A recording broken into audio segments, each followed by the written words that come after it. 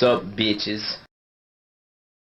You're watching Fugitive Red Eye, and welcome to another Dragon Ball video. I know I've been on that Dragon Ball binge lately, but it is what it is. That said, today I want to talk about Dragon Ball Super. Now, if you guys have been watching me for a while, you know I actually really don't like Dragon Ball Super. There's a lot of problems with it. I fucking hate Dragon Ball Super. And in fact, the best I give it is it has one good arc, but even that good arc has a terrible ending. And the Tournament of Power is okay. Like, it's not great, but it's okay. I like elements of it. Like, Super, honestly, is one that I had to, like, skim. Because it's fucking boring most of the time. And the Future Trunks arc is fucking great until the ending. The ending is fucking awful. And even then, even though the Future Trunks arc is cool, it doesn't make any fucking sense, because this Future Trunks has a bunch of things that contradict him being Future Trunks, so is this a different Future Trunks? I don't fucking know. Like, how the hell is this Trunks still with Mai? That makes no sense. How, like, Kid Trunks getting with Mai could somehow spill over into the future timeline when it just doesn't make any sense. It's a bit convenient that right when it happens in the current timeline, it also just seems to happen in the other timeline, because again, they already established that with time travel you couldn't change the future. But that's not really what we're here to talk about today. We're not here to rant about the problems of Super and all the inconsistencies, problems, and Flanderization of the characters. We're here to talk about how the movies are the best part of Dragon Ball Super.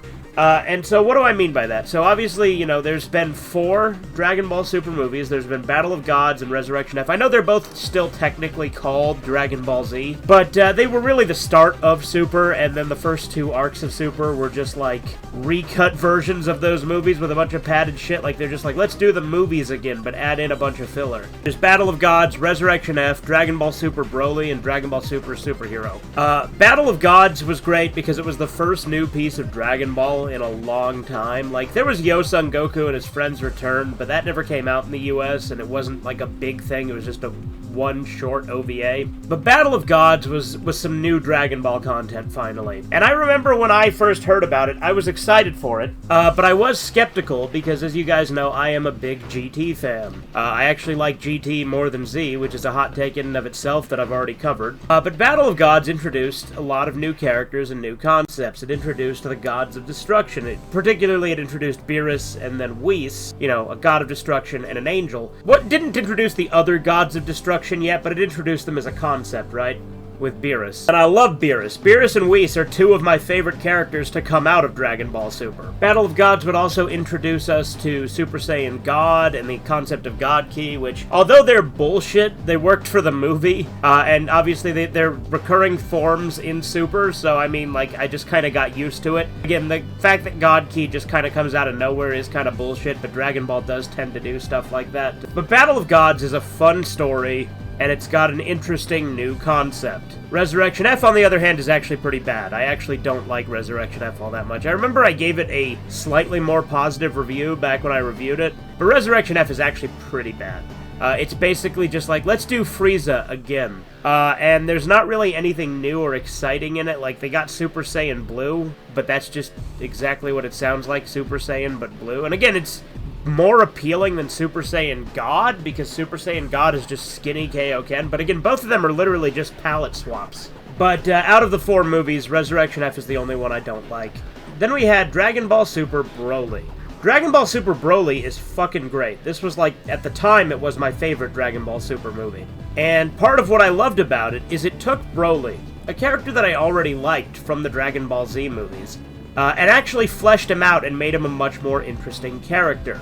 Broly, in the original Dragon Ball Z movies, honestly doesn't really have a whole lot of personality. He's just angry and screams Kakarot a lot. That's his entire character. Whereas in the Dragon Ball Super movie, they make Broly much more fleshed out. They make him an anti-hero. They actually give him a lot more depth. And again, they make him kind of a good guy. Like, he's not just an evil villain who's just angry.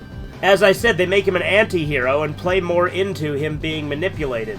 Paragus is really the mastermind behind Broly, rather than Broly just being an unstoppable force that Paragus has on a leash. And I think that, you know, Frieza manipulating Broly was also a good use of Frieza. Like I said, I think Frieza's overplayed. I don't like Resurrection F. I'm tired of them bringing Frieza back over and over and over again and giving him all these new forms. But Frieza's presence in the Broly movie worked really well. He actually complemented it really well and worked for the plot.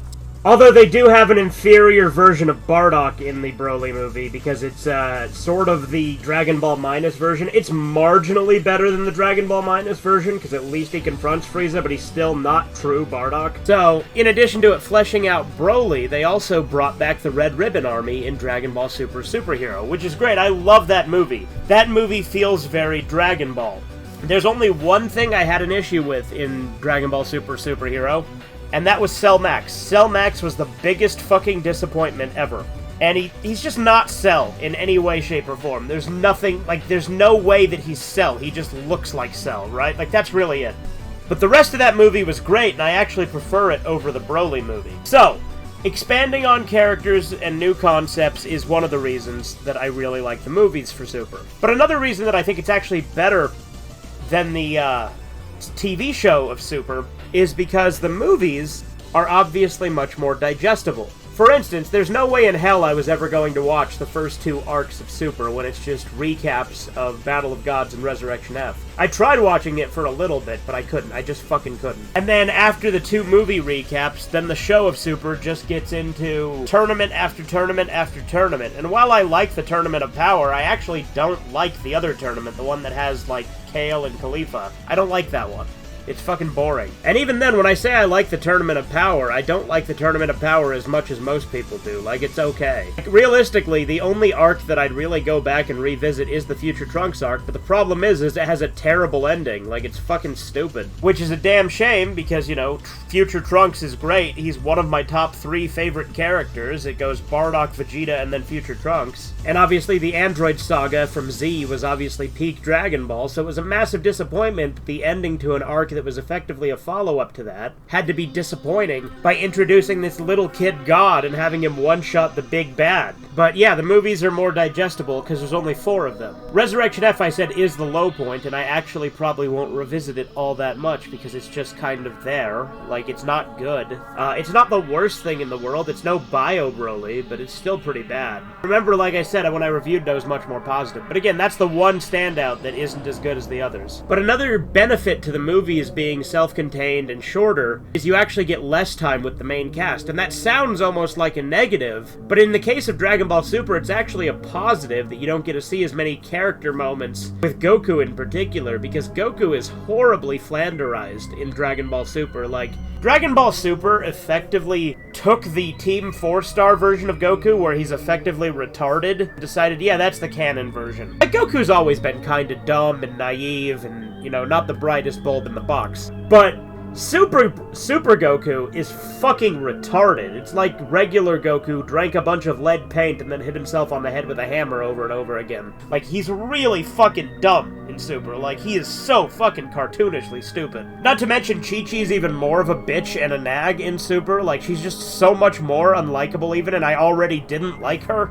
But in the movies, you don't really see these negative traits because the pacing of the movies are different, where they don't have time to sit and have the characters just have all these goofy moments where they're acting stupid. Because here's the thing, I love goofy moments in Dragon Ball, but there's a point where, again, when the characters act out of character, it's a problem. But on top of that, the movies are just better written, they're much more interesting stories, and they're less, like, dull. Like, because the Super stories are usually fairly dull and just I don't care about them. But in the movies, I enjoy them most of the time. They're all very enjoyable, except for Resurrection F. Like, I honestly think that the 3 Super movies that I really like probably would be in my top 10 if I ever decide to redo my top 10 Dragon Ball movies, because that video's super out of date. But it's interesting seeing Broly be a fleshed out character. It's interesting seeing Gogeta come back.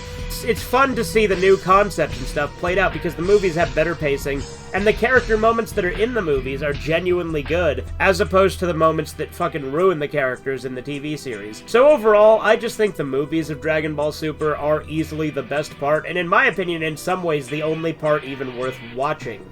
So, That said, that's what I think. I think the movies of Super are great, even though I fucking hate the anime itself. I love the movies. So at the very least, Super does have good movies. Anyway, that's really all I have to say about Dragon Ball Super today. I hope you enjoyed. Have a good one. Toodles. You need to be stopped! Subscribe to Fiji Red Eye.